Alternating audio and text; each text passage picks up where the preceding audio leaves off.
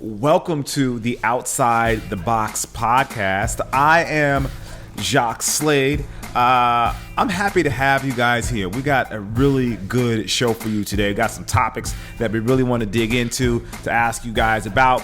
But, you know, again, this show isn't just about me and what I think. We have some really, I'm going to say illuminating. I'm going to use the word intelligent. I'm going to say fascinating. And you know what? I'm going to go with captivating as well. These two individuals are next level when it comes, not just sneakers. They're just good people in general, and that's why I have them on this show. I'm talking about the one or the two and Toonly. I'm talking about Tiffany and Nick. They're on this show as well, and they really make this show pop. Nick, go ahead and tell them where they can find you. Nick Engvall, NickEngvall on all platforms, and I'm just excited to be back. It feels good to get to talk to my two friends here, and I don't know if we can live up to all those extenuating words that Jacques used, but hopefully we can. So, Tiffany, why don't you introduce yourself? I'm Tiffany Beers. You can find me on Instagram and YouTube at Tiffany Beers, TiffanyBeers. And I agree, that was a lot of adjectives. A lot of adjectives for this show. Hey, you know what? I just give out the facts here on the show, and those are hashtag facts. So let's get this show started. First, as always, I just want to thank the audience for paying attention to what we have to say, listening to us, whether you're on your way to work, whether you're listening to us and you shouldn't be, and you're instead of doing your homework, or if you should be working and instead you're laughing at all of my amazing dad jokes. And that's what you know, that we appreciate that. And you can also find us all over the internets at Outside Pods. That's on the Twitters and on the Instagrams, in case you were wondering how social media savvy we are. Let's kick this show off with the top 10 best-selling sneakers of February. And there are some surprises in this list. So let's just play a little game. Have both of you seen this list already, or can I ask you some questions about it and just kind of reveal it to you guys as we go? I glanced at it, but I didn't see it. Yeah, I looked at it. So you got it. Okay. Okay. All right. So ruin the game. Great, guys. Thanks. So much for those adjectives. First of all, yeah. So much for those compliments. So first, looking at the list, one thing that I do notice is there are no. It's one brand basically. It's all Nike basically. Nike and Jordan. Can we call? Okay. Can we just say all one brand? Can we just say Nike when we refer to Jordan, or do we have to say Nike and Jordan? Is like what's the official ruling there? I mean I think they all have the same mother company. Yeah. Yeah. Yep. Yeah. So that's like saying Google if you're talking, but like Google and YouTube, those are two. That's true. Companies. They're owned by the Alphabet company, the ABC company, or whatever they call themselves. And we call them separate. You know what? I'm going to make an official decision. Hereby, as of this moment on this night, spoken by this person, we hereby grant, therefore, and in fortitude in future ways, announce that when said person shall reference the company in Beaverton, Oregon, known as Nike, that if said person would like to also reference subsidiary company known as Jordan Brand, aka Air Jordan, that said companies will be mentioned separately. Let's Nike get some royalty in Jordan. here to make this official or something. Yeah. Yes, can I get a lawyer in here and a candle that I can light with fire and put my stamp on it? Because I think that's how you make things official. So for the first shoe on the list is the Air Jordan 6, which actually makes sense because they had that a couple of colorways of the Air Jordan 6 release during February. But the second shoe threw me completely for a loop, and it's the Jordan 6 rings. First, I didn't know they were still releasing the Jordan 6 rings. And second, I didn't know that there were enough of them out there that it would be the second most popular shoe for February. Am I the only one in the dark about the 6 rings here? I mean, I wasn't aware that it was releasing again, but you know, I think the Jordan 6 rings is kind of like a lot of those, you know, like there's like the sneakerhead shoes, and then there's like everyone else shoes, right? And the 6 rings is kind of like across those lines. But one thing is like that like style that has that Jordan 11 look is, to me, is like always a win for Nike to put out, because the people that aren't 100% familiar with the Jordan 11 might see it and just think, oh, cool, Jordans, you know, and it's a, you know, Space Jam colorway or whatever. So they're just in on that, you know, kind of note. But then there's also the price point of them. You know, with the Jordan 11, you're looking at 200 plus, 225 plus. With this one, you're at 160, I think, or 165. So I don't know. I mean, I would think that there would be more thought behind that, but maybe Tiffany, you could give some insight into that. I don't know. Yeah, I mean, I don't know. All I can think right now is that, well, for one, February is a short month, so you don't get all those days that you get in the other ones, right? Right. And two, it's kind of focused on Valentine's Day and taxes, so maybe it's not a popular shoe month. Because this one, very surprising to me that it... this whole list is a little bit surprising to me, to be honest. Right. Yeah. I mean, all Nike and Air Jordan, and primarily basketball shoes, right? I mean, I guess it's split that's pretty true. good, but there's a lot of basketball shoes in there. Air Max, a couple Air Maxes, Air Force One, Jordan 9, Jordan 1, 6 rings, 6, Jordan 1 mid-winterized. Yeah, I guess I don't read too much into this. Month-to-month selling, not such a big deal. I don't think of February as a big collector month. To be honest, I didn't even look at sneakers once in February. There's just too many other things going on for me. But So many other things going on. Yeah. yeah, And so here's the strange thing for me. Like, I feel like February is All-Star. Yeah. And I felt like there would be more like All-Star related sneakers in this list, good point. but I don't see that. Like, you have the Air Jordan 6 was released, but that was like, and I think I'm assuming this is the what was the name of that store? Social Status. Yeah. Yeah, like that's where that Air Jordan 6 comes from, because everybody was trying to get their hands on that one. But I don't remember an Air Jordan 9. Nothing pops to mind of an Air Jordan 9 that released that month, or the Air Jordan 1. I feel like the Air Jordan 1 is slowly but surely becoming that going to release whenever kind of shoe, which is everything that I want it to be. If the Jordan 1 is always available, I will be happy. Yeah. It's like sneaker of the month. You can always guarantee a Jordan 1, right? Like, there's always going to be one in the mix. Yeah. And if you look at the 6 rings now, it's discounted, right? It's $147.97, which is rare to see on Nike, not, totally zeroed out numbers. It was originally $165. So if it was such a hit in February and it's discounted and we're at the end of March, that means it didn't sell out, and all the colorways are still available. There's some that are limited sizing, but it makes me think that this is just not a big month. Yeah, or maybe it's because it was because it was discounted. Once it gets below that 150 marker, maybe people are like, oh, now I can grab a pair of these. Maybe. Yeah, it could be. I mean, so now that I think about it, like the Infrared 6 came out the beginning of February, right? So that's the big, like, the big shoe for the month by far.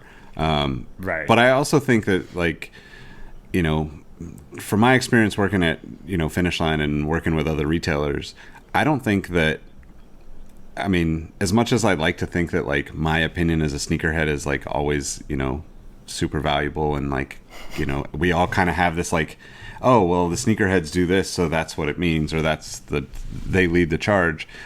This really just goes to show that, like, it's not about sneakerheads, and for most people, like, the business runs on, like, the normal, not obsessed consumer, right? They're gonna buy whatever happens to be in front of them that they like. there could be the 6 rings with a Space Jam colorway. There could be the new 270 that gets, some hype, and they see the ads, like, because I would think that, like, that's one of those shoes, the 270, for instance, that the campaigns to push that shoe out probably are reaching, like, non-sneakerhead consumers.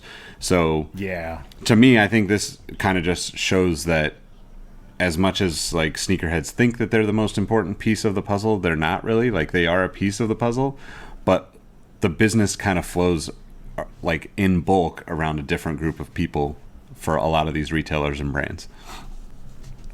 Yeah. I mean, the GR releases, as we like to call them in the sneaker world, are what carry the market, clearly. If it was up to sneakerheads, there would be no shoe business, based on the type of thing, the only things that we like to buy. So it definitely makes a difference. I do want to give a shout out, though, to the Air Force One Low coming in at number 6. Represent, because the Air Force One Low is always going to be, I feel like it's going to always be on every best-selling sneaker list for every year. Like, that shoe just does not lose. It's what was it? When did it come out? 82? Yeah, 82, 83, yeah. Yeah, that's insane. And also, the Nike Tangent. Oh, what were you going to say, Tiff? Well, it came out before cars were invented, practically. I mean, that shoe is so old that I can't even believe it's still selling. Talk about, when you have a shoe that's invented in the 80s and it is still as big as it is now, what's that tell you about shoes? Right. Yeah. So I like a shout out to the Tanjun. Is that what we decided to call it? Is it Tanjun? I like to be, a little more direct and call it Tanjun. Tanjun. As though I'm with I'm that. tan I'm in with that. June, right? Because I would like to be Okay. tan in June. Such a classic, solid sneaker, $65. This shoe is never going to go away. It's fantastic, and I'm not surprised to see it there at all. It's so basic and so simple, and it's just at a great price point. Like, I think this is one of the best buys. If you're looking for a comfortable sneaker at a lower price point, this is your shoe. So so last year I actually bought a pair of these because I was so curious as to why so many people were buying them, and they're definitely comfortable. But, like, there's almost no rubber on the bottom of the shoe. It's that weird material that sometimes they use for the bottom of sneakers instead of, like, the rubber. It's like an interesting. I don't know what that unit material sole. is. It's usually called unit sole, so Unit it's sole. foam that has rubber in it. Yeah, okay, that's what it is then. Unit sole, and it's like people just love it. People love this sneaker. Like, it's at Kohl's. I think I've seen it at Sears or J.C. Penney's or something like that. And, at this price point, it's an easy buy. And I mostly see women in it, and I see them wear it with, like, workout clothes. It's kind of like their workout style sneaker for the woman that doesn't want to spend a lot of money but still wants to have that sort of look. I feel like I've seen them a lot in this sneaker. And it's not a bad looking sneaker, especially if you get the right colorway. I really like the lighter colorways. I think when they mix like a lighter colorway with like a white swoosh, those really look nice. The ones with the white outsole, the black outsole ones don't look as nice to me. But maybe that's just me. But And I think it's a popular sneaker. Yeah, definitely. I also think that, like, from just from an aesthetic standpoint, at $65, that shoe looks a lot cooler at first glance than, let's say, like a Roshe or something else that's going to be at that price point. Because, like, the other shoes that you're looking at that price point are like a Monarch or potentially like a Cortez, which look old, right? They have a very like dated style. Not that that's it's in style right now, but like for the let's say the fashionable like athleisure moms, this shoe looks like it fits their outfit better than those other $65 shoes, in my opinion. No, that's a good call. That's a good call. And what was that sole unit called again, Tiffany? Unit sole. So and I don't know if that's the external name. But yeah, so it's on a lot of Nike Frees. So it has rubber in it. It's a foam, but it has rubber in it, so it's a little bit more durable. It could just be an EVA too, I guess. on some level. It's hard to say. I don't really know what they're using in that, but I know it's cheap, so it'd be surprising if it was Unisole. Yeah.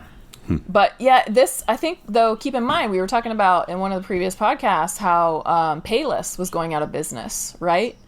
Mm-hmm. And so I wonder if any of these shoes have upticked since Payless has started to go out of business because people aren't able to find the kind of lower price point shoes.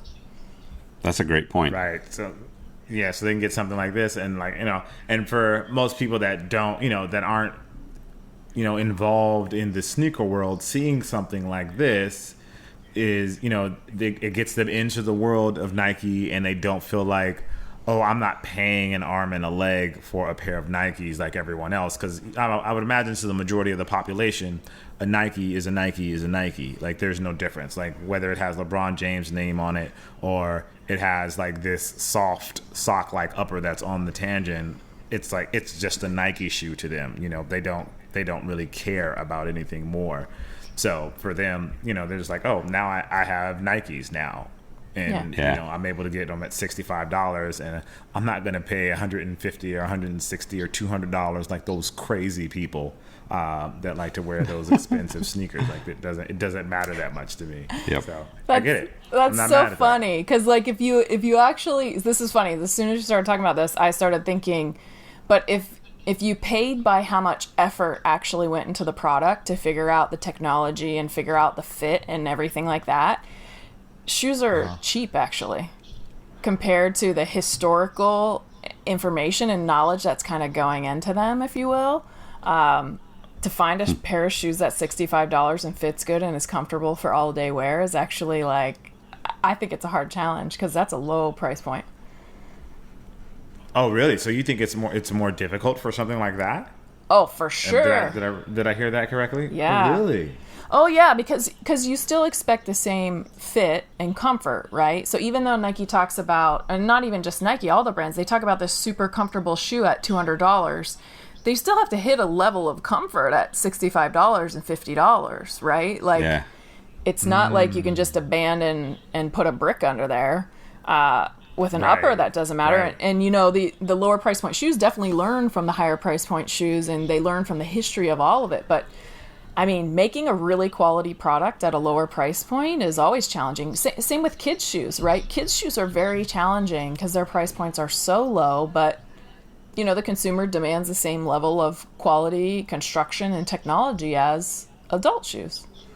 So it's quite it can be quite challenging.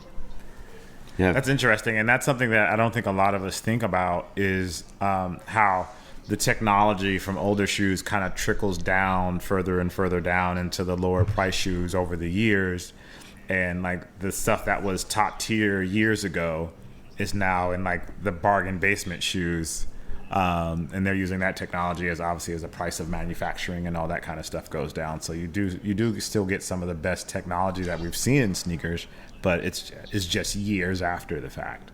Yeah, like if you take the technology that's in a Chuck Taylor, right? It really hasn't changed that much, right, over the years. Like it's, a vulcanized sole, maybe they put a new sock liner, maybe they've had some changes in foams, but if you take that compared to this Tanjun, like I think the Tanjun, even if it's unit sole or however the midsole, is probably a bit more advanced and probably a bit more comfortable. But that would be an interesting study to actually do, when I get my sneaker Mythbusters running. Yeah. There you go. That's what I want to get going. For those of those in the comments, tell Tiffany to get her sneaker myth busting going. Tell her to stop messing with us, teasing us with it, teasing us. All right, and since we're talking about Nike, let's talk about some, I'm going to say the weirdest news I have heard when it comes to a sneaker brand. And I guess it's really not even the sneaker brand's fault. It's a lawyer's fault. So Michael Avenatti tried to extort, it sounds like, $20 million, $22.5 million, I think to be exact, from Nike in order to kill basically a story about them paying certain people in the college world are paying certain players in order to go to college and to go to certain colleges and all that sort of stuff. And sorry to laugh at you, Michael, but the best part about all of this is that he tweeted out that he was going to expose Nike the next day at a press conference, and it was going to be this big, huge deal. And then, like 5 minutes later, the feds were at his door arresting him for extortion, which is hilarious to me. This guy, I mean, I just think at the end of the day, he just isn't a good guy. He's just, you know, he's just a bad seed, it seems like. And like, you know, you try to give people the benefit of the doubt, and you know, you want them to be good people at the end of the day, but it doesn't seem like that's the situation in this case. Avenatti, he has said that he is fighting all charges, by the way, and he has a statement. So I just want you guys to read this. For the entirety of my career, I have fought against the powerful people and powerful corporations. I will never stop fighting that good fight. I am highly confident that when all of the evidence is laid bare in connection with these cases, when it is all known, when due process occurs, that I will be fully exonerated and justice will be done. He also said in a tweet he never attempted to extort Nike. When the evidence is disclosed, the public will learn the truth about Nike's crime and cover-up. Now, I feel like he has to say that, first of all. I don't think there is anywhere for him to go outside of that. But it's just, I'm just kind of blown away, because there's two things to this. I guess on the conspiracy side of me, there's like, okay, maybe he did have this big story about Nike that was really going to harm them, and the powers that be made a decision that was like, hey, let's take care of this in some way. Again, allegedly. This is all alleged. I'm not saying this is what Nike did, but that's like the conspiracy theory. But then the other side is like, this guy is just a bad person, and instead of being on the right side of things and fighting these powerful corporations, he was just trying to get money for himself and his company. I don't know.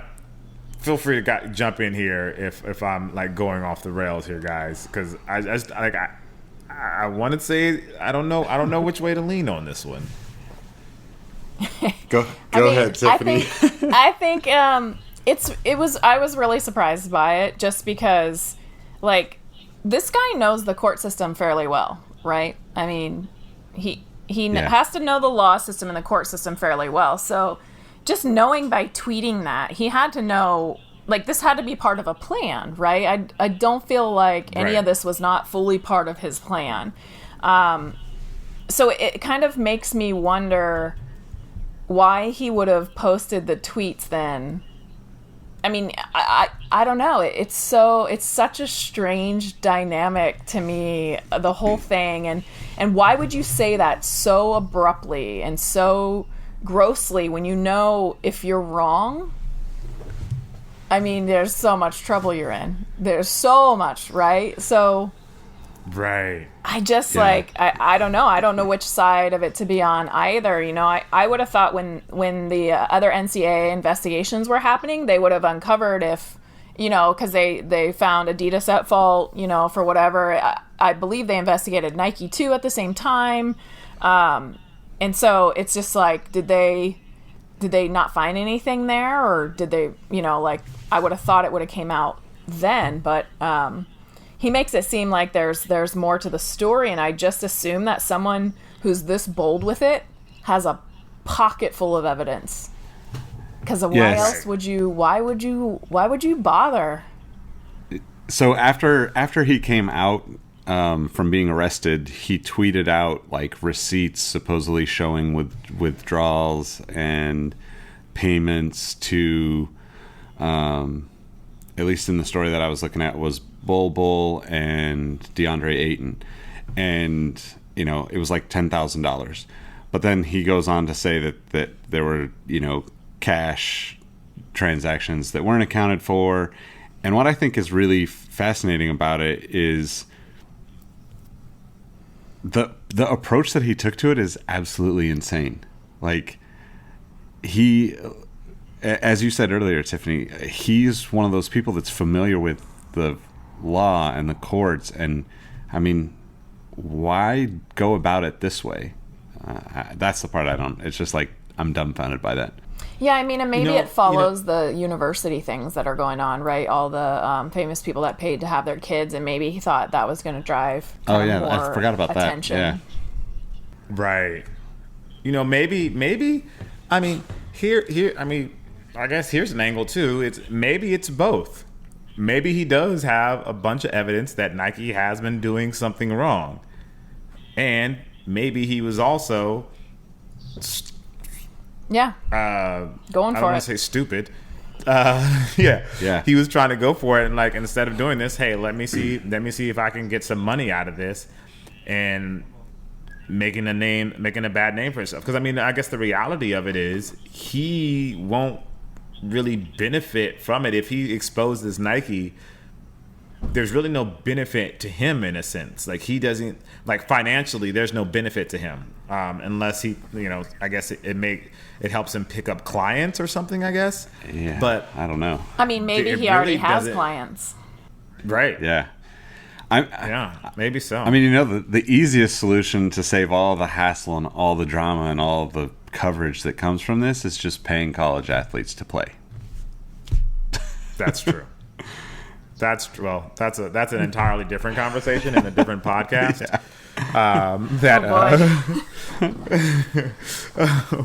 I think everyone would agree that would definitely change a lot and stop a lot of this sort of stuff that's going on, all the payments that are happening under the table. Because I think everybody pretty much understands at this point that there's money moving at some point in this world, and like, the NCAA just can't continue to collect this mounds and mounds of money and let these athletes go without being paid, especially when they're making so much money for the NCAA and for all of these schools. I did a little research into this story, and even like Stormy Daniels has like distanced herself from him. And I, you know what? That's very biased by me saying even Stormy Daniels. I'll just say Stormy Daniels distanced herself from him as well. She's saying that he has been extremely dishonest, and that there'll be more announcements to come even from her about this, and that she'll withhold further public comment about Mr. Avenatti. And like, she's like, I'm saddened but not shocked by what happened. So, if one of his former clients is able to speak, with that sort of honesty, that she's saddened by it but not shocked by it, that to me kind of reveals a bit about his character. I think he just may be a bad lawyer. He just may be a bad seed in the bunch, and that's the truth of it. But hopefully it'll all come classes. He missed those important classes, and now he's confused about how law works. Yeah. Yeah, maybe he's confused about how the law works. Maybe him and Lady Justice are at odds right now. But speaking of being at odds, the next story we have here is almost as I would say even more explosive than the Michael Avenatti Nike stuff. Avenatti. Yeah, we're gonna go with Avenatti. It's Lonzo Ball and the Big Baller brand. This one stings a little bit for me. And I'll let you guys talk about it, but I'll give the audience, which I'm sure they know most of it right now. Lonzo Ball and the Big Baller brand are going their separate ways. It seems that one of the co-owners of Big Baller brand, a friend of Lonzo Ball's father, who helped start the company, is reportedly stole $1.5 million. His name is Alan Foster. He's one of the co-founders. And it has, since then, Lonzo has distanced himself completely from the brand. And it's it's like the biggest news in the world right now, and I think everyone's really trying to get a grip on it and understand exactly what's going on. But I feel like there's multiple levels to this story, so I'm going to go ahead and toss this one over to Nick and just get your thoughts about it and kind of fill us in on what you know so far. I mean, it's so hard to really know like what happened, what's actually going on, because it's all, I feel like there's obviously like a wedge between the kids and the dad, and I think this kind of, personally, LeVar was always so over the top that it's not really a surprise to me that he's kind of on his own in this whole relationship when it comes to the brand and like the kids playing and stuff. Because he was just so over the top that you almost knew that it had to come to something crazy like this. But obviously, it's family stuff, and I think family stuff happens all the time. But the guy, the business manager, Alan Foster, I think is like the root of all the headache, right? And to me, the little that I've read on the story is that he already was busted for stuff anyway. So why would LeVar even, you already know this guy's track record of scamming people and stealing from people. So why bother bringing him on to be a part of the business, even if it's a small percentage, right? Like if he has access to that stuff, he's already proven who he is or what his character is. So you almost knew that was coming too. And I just feel like, I've been impressed by Big Baller Brand in the sense of being able to create a buzz around something that really didn't deserve it, in my opinion. Like, I think Lonzo Ball is an incredible athlete. I think he would be a, mid-level hyper dunk wearing Nike athlete, but I don't think he's like a signature athlete. I don't think he's driving a ton of sales. Like, I mean, in LA, you can go into any Ross and Marshalls and pick up his jersey for $20. So I think that he's a lot of energy for the team, but like the Big Baller Brand, I don't think you can support the $500 price point or all of the stuff that they were pushing and actually make a legitimate business out of it by really just selling, t-shirts. And that to me is like the weirdest part of this whole thing. It's almost like if I'm LeVar and I have kids that are going into the league, my first thought is let them do their thing. I mean, I get that they were trying to do something innovative and push the envelope, and I respect that. But by doing that, you also created or took away a lot of opportunities for Lonzo to establish himself with a brand and become that, I think of like Paul George, and like it took Paul George a little bit of time to get to the point of having his own signature. And maybe Lonzo could have had that had he not had this, talking head father going on ESPN in front of him all the time.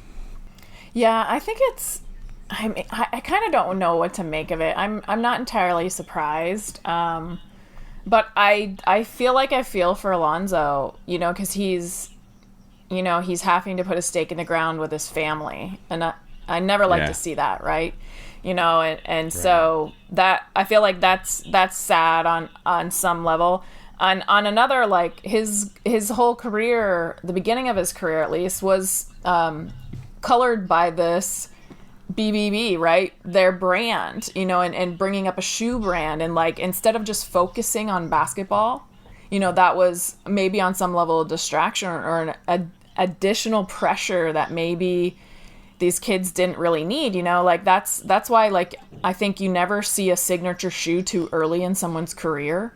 Because they need to establish themselves. They need to get used to the situation. They're dealing with so much that first year and those first 2 years in big ball and in NFL, NBA, any of them, that, man, I would feel like the shoe thing was just a distraction, and I think it also, they don't know the business. It's very hard to build a footwear brand and build it big. Like, you can't just build a Nike or Adidas or Puma overnight. These are decades of trial and error of Right. thousands and thousands of styles to get to where these guys are. Like, that is not to be taken lightly.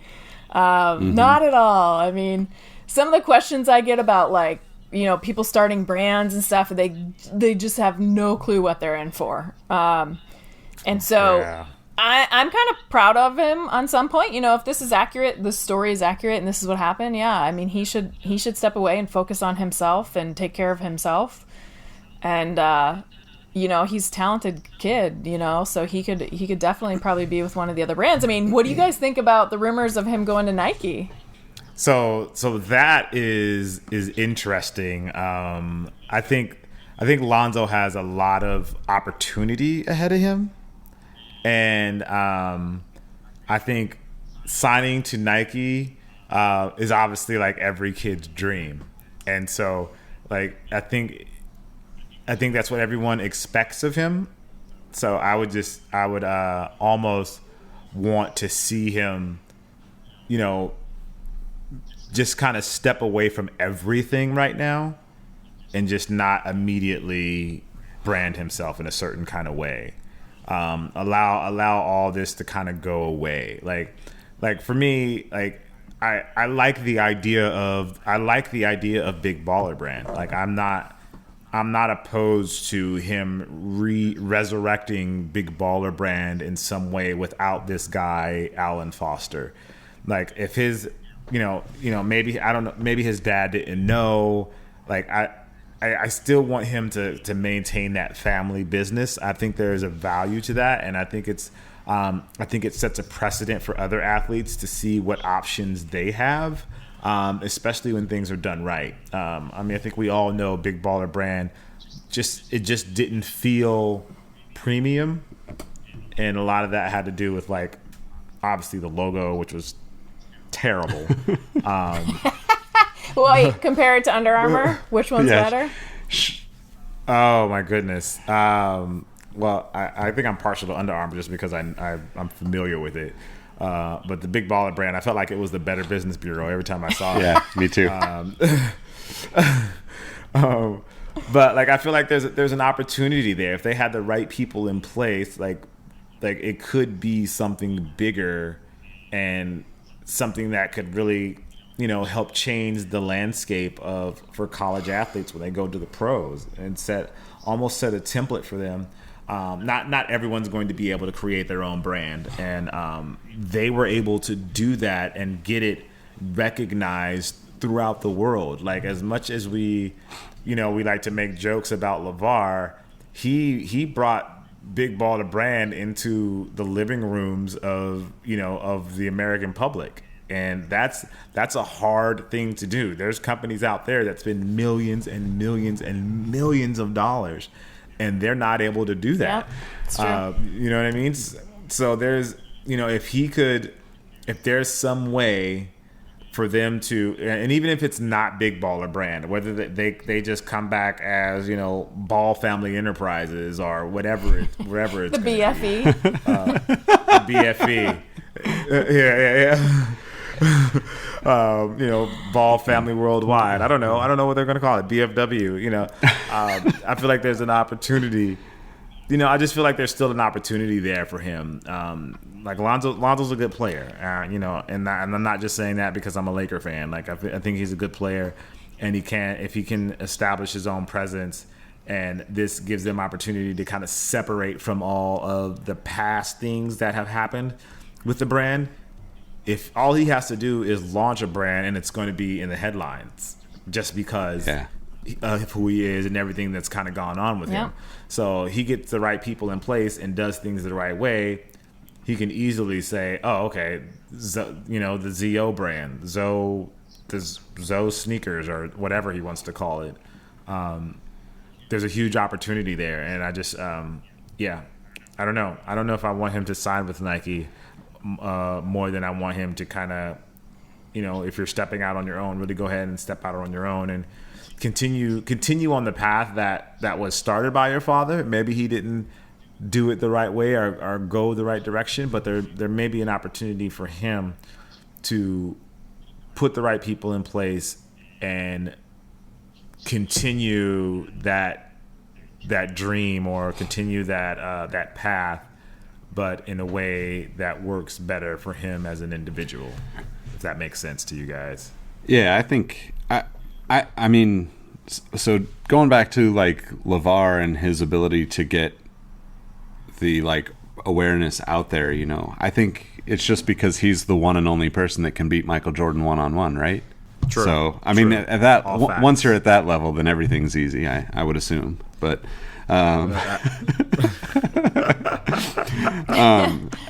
I do think that like when I was reading, so there's a few things that I was going to point out. I found it interesting that there was like some report that said that all three of the guys, all the sons had unfollowed Big Baller Brand on social and kind of disconnected from it. But then when I was reading one of the articles, Lonzo owned 51%. The mom and dad were at like 16.3 or whatever, and then Allen was at 16.3 as well, or in that range. So technically, Lonzo's owned the whole thing. Has enough ownership to be the decider in all of the situations that come up. So to that point, I really do hope that he takes some time off about it just to think about that possibility, right? Because right now he might be frustrated and want to distance himself from the brand, from the family, like that kind of stuff happens. But like you said, there's been a lot of success, like Big Baller Brand. I don't know how it is around the rest of the country or around the world, but like you almost can't go anywhere in LA without seeing Big Baller Brand somewhere in a day. And that to me has a lot of value to it. If he's willing to be patient about it and feel out how it can work. But I also totally understand if he just jumps to Nike, right? He's a Laker fan, he's a Kobe fan, and with LeBron on his team in his ear, that would be such an easy transition to say Big Baller Brand is over, we start fresh next season or whenever that is. But what I really think is fascinating is like the kind of camaraderie between the three sons, and how obviously like LeVar has like positioned himself on the opposite side of that. So if you think about it, like I'm making a big assumption because obviously you don't know the financials of everything, but like I would assume that Lonzo's opportunities in the NBA and the previous opportunities that they talked about before Big Baller Brand came out, where supposedly he'd had a deal, multi-million-dollar deal with Nike on the table, multi-million-dollar deal with Adidas on the table. I would assume that he's like, quote, the breadwinner within the family. And that to me is even more powerful, I guess is the right way to put it, where you could really define, like you said, whether that's Big Baller Brand again, or whether that's, BFE or Zoe or any of those things that he wants, like he could easily take charge of that. And, at least as of right now, he's the face of the family, regardless of how, LeVar goes out and, gets ESPN time or how well the other brothers play. He's the one that has the spotlight. And with LeBron in LA, as long as the two of them are in LA, he's always going to have a much bigger spotlight on him than anybody else in the family. Right. No, that's accurate. That's true. Until one of the other brothers make it to the NBA, he's going to be the dude. So I think at the end of the day for me, more importantly, I think, is like, I just hope the family is good. At the end of the day, money can easily come between people, and at the end of the day, like, my biggest hope is that the Ball family is good. The Ball family makes it through this, and that this doesn't do anything to affect the family relationship. Money can do strange things, and if really this guy Alan Foster is the outlier, I imagine his father has distanced himself from him. And made peace with his son, and they're working through that. which I think is the most important thing. Luckily, Lonzo isn't playing right now because of his ankle, so that he doesn't have to worry about bringing all of this extra drama onto the court and affecting his career. So I don't know. It's weird. Yeah, but his father vowed to make it right with Lonzo, so hopefully that's what's going to happen. And LaMelo and Joe hopefully don't have so. to bear the brunt of this or deal with that either. So that's the hope. So those are my thoughts. Those are our thoughts. That's what we're thinking here on the Outside the Box podcast. Of course, we want to know what you guys think. What do you think about the Lonzo Ball situation with Big Baller Brand, with his father LeVar? What do you think LaMelo should do? What do you guys think Jello should do? Let us know in the comments, either here on YouTube or on the podcast or on Instagram or on the Twitters. And also, I'm going to say I'm a little disappointed. I was expecting to get more relationship questions here on the Outside the Box podcast, and they have been few and far between. And I'm going to take that in one of two ways. One, either my advice so far has been so good that you guys don't need it that often, and that it just permeates through the atmosphere and through the universe. It's just like a good vibe that goes everywhere. Or two, you just don't want Bay to know that you're asking me for advice. So one of those two has to be what it is, and the reason why we're not getting relationship questions. So I just want to put it out there. We'll keep you anonymous. Don't worry about Bay finding out. But the information we give here on the show, mine in particular, is probably the best you're going to get. So just putting that out there. As always, I am Jacques Slade. This is the Outside the Box podcast. You can find me at Kusto, Kustoo. That's all over the internet. That's on Bumble. That's on Twitter. That's on Instagram. That's on Snap. That's on Grindr. That's on WhatsApp. That's on Facebook. And I think it's even on TikTok as soon as I find out how to use it. But again, this show would not be what it is without the two fabulous people we have here on the show. Nick, go ahead and tell them where they can find you. Nick Engvall, at Nick Engvall on all platforms, NickEngvall. I also have a site called Sneaker History. It's at Sneaker History on all platforms. But that's really about it. I stick to the basics of social. Jacques likes to get a little crazy, so I can't. I'm out here. Yeah, I'm out here. I'm not out there like that. So, but more importantly, Tiffany, let them know how they can find you. Not on any of those sites. I'm on just Instagram and YouTube, and barely. So Tiffany Beers, TiffanyBeers. And I don't know, Jacques, I think we're going to have to cancel the spin-off relationship podcast. I mean, I just think there's not enough interest. What do you think? And that hurts. That hurts. I was really hoping, here's the thing, guys. We were going to do this. We do Outside the Box podcast. We were going to do another show called Open Your Heart with Jacques Slade. But if we don't get enough relationship questions, I don't know if Open Your Heart is going to work. So I need you. You might have to talk about sneakers. So I need you guys to submit your questions. I get it. It's really good. It's really good. Listen. It's good. All you have to do is open your heart and trust, and that's what I'm here for. All right, guys. As always, we appreciate you. Make sure you leave us comments and all of that good stuff. Outside pods all over the internet. I'm Jacques Slade with Nick Engvall and Tiffany Beers, and we'll see you guys next week. Peace.